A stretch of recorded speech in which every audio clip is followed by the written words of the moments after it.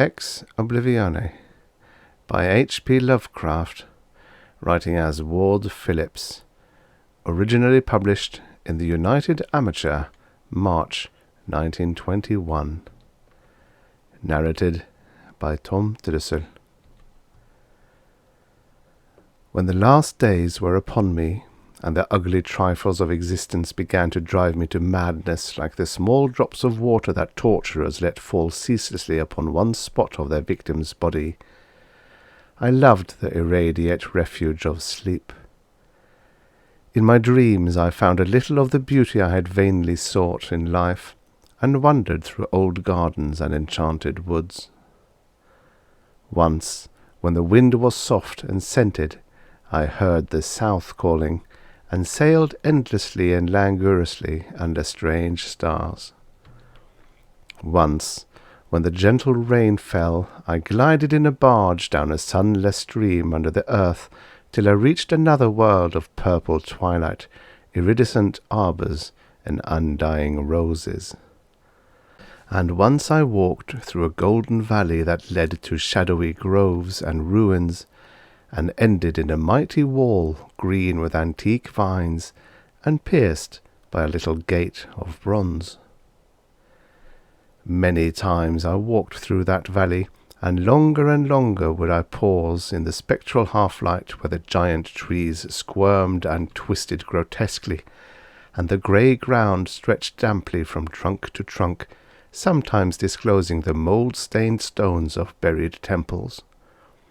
And always the goal of my fancies was a mighty vine-grown wall with a little gate of bronze therein.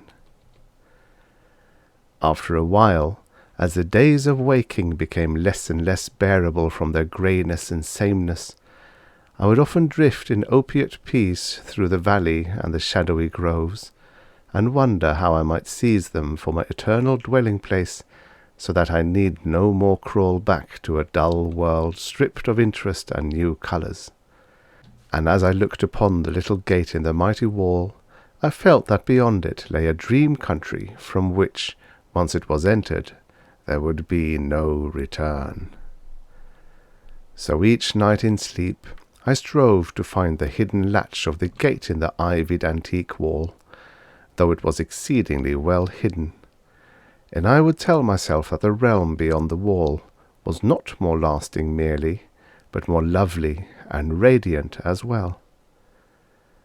Then one night, in the dream city of Zakarion, I found a yellowed papyrus filled with the thoughts of dream sages who dwelt of old in that city, and who were too wise ever to be born in the waking world.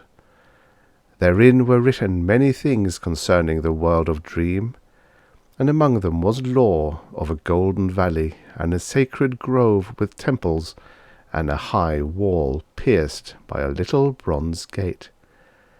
When I saw this lore, I knew that it touched on the scenes I had haunted, and I therefore read long in the yellowed papyrus. Some of the dream sages wrote gorgeously of the wonders beyond the irrepassable gate, but others told of horror and disappointment.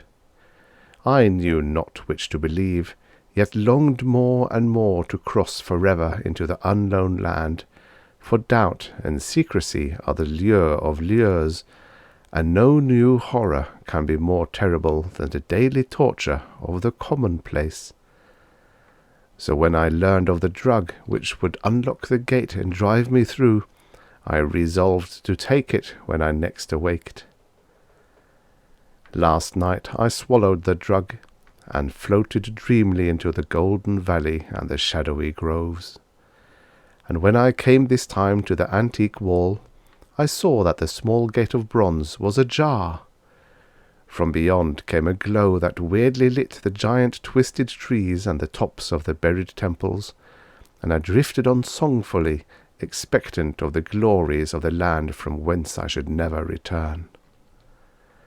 But as the gate swung wider, and the sorcery of drug and dream pushed me through, I knew that all sights and glories were at an end, for in that new realm was neither land nor sea, but only the white void of unpeopled and illimitable space.